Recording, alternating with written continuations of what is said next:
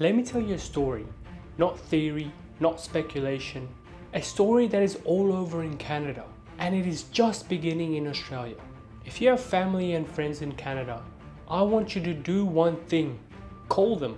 Ask them what happened to their investment properties over the last 5 years. Ask them how they feel about the Canadian government telling them that they will cool the market and make housing affordable. Ask them what those promises cost them. The answers will tell you exactly what you need to know about what the Australian government is setting up right now. The Canadian blueprint step by step. Canada didn't rob its investors in a single moment. That is not how governments do it.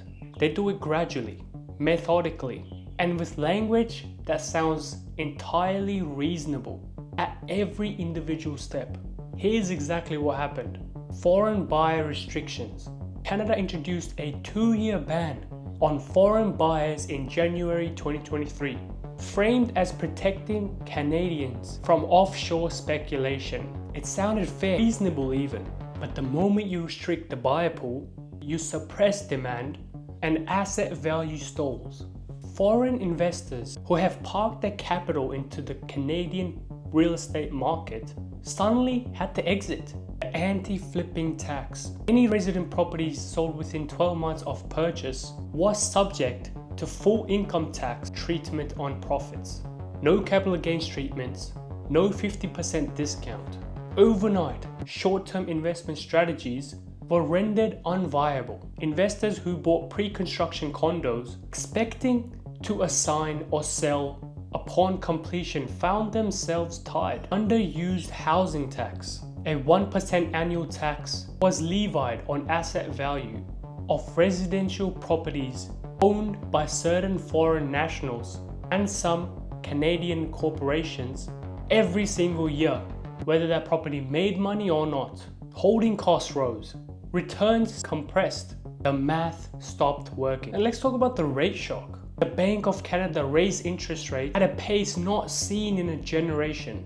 Variable rate mortgage holders, many of them investors, watched their monthly carrying costs double and in some cases triple within 18 months. Properties that cash flowed comfortably at 2% rates became cash flow negative almost overnight. Banks had full visibility of this outcome. Collapsed pre-construction market.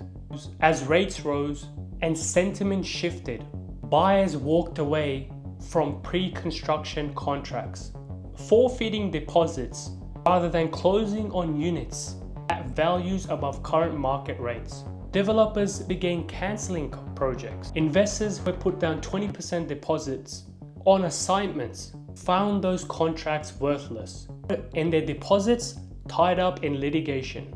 The result?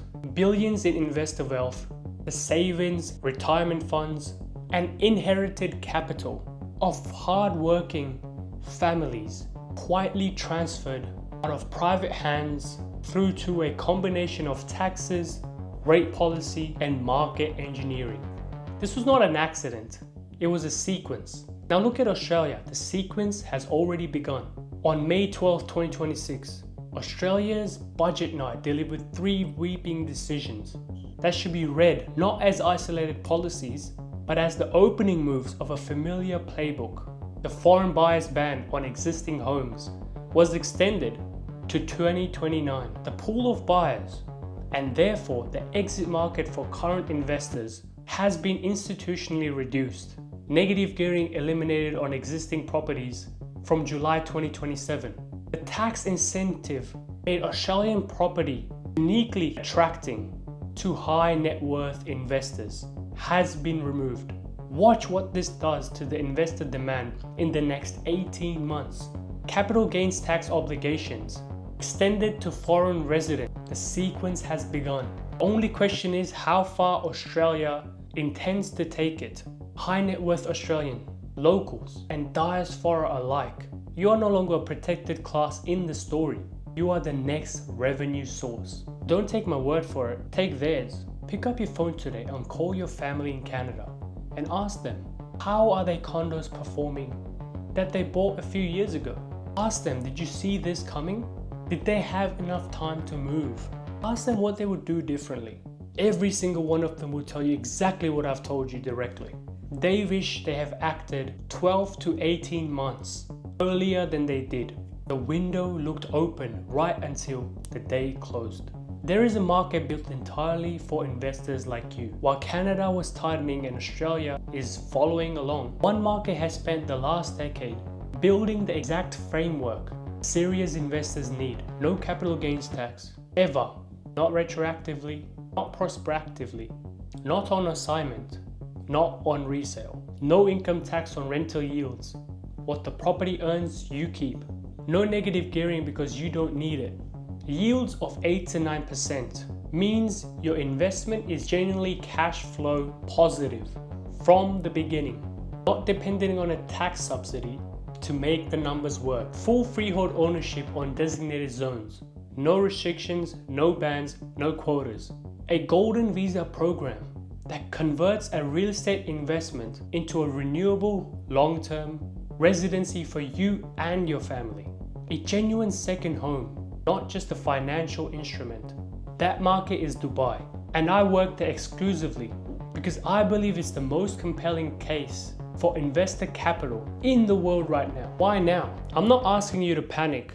I'm asking you to be honest about what the data is telling you. The Canadian story took approximately 4 years from first restrictions to peak investor pain. Australia has just passed its first restriction. You are not too late, but you are not that early either. Dubai's real estate market is in a growth cycle, backed by genuine population inflow, infrastructure investment, and a government whose economic model depends on attracting the very capital that Canada and Australia are pushing away. These interests are structurally aligned with yours. I specialize in helping investors from the Australian market identify, evaluate, and acquire the right Dubai property for their specific financial goals. Whether this is the cash flow apartment in Dubai Marina, a high yield growth play in Jumeirah Village Circle, or a premium asset in downtown Dubai that qualifies for a golden visa. The opportunity is specific, structured, and time sensitive. The Canadian investors I speak with now all say the same thing. They wish someone had shown them another option while they still had the freedom to choose. You still have the freedom. Reach out to me directly. Let us have that conversation before the window that looks open today in 18 months is closed, just like Canada. Jay, how many heights?